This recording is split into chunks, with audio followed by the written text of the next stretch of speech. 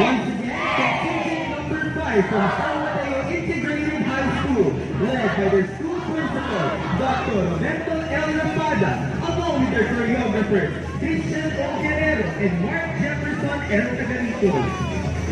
Approaching the grandstand is contingent number 6 from Ilocos Norte National High School,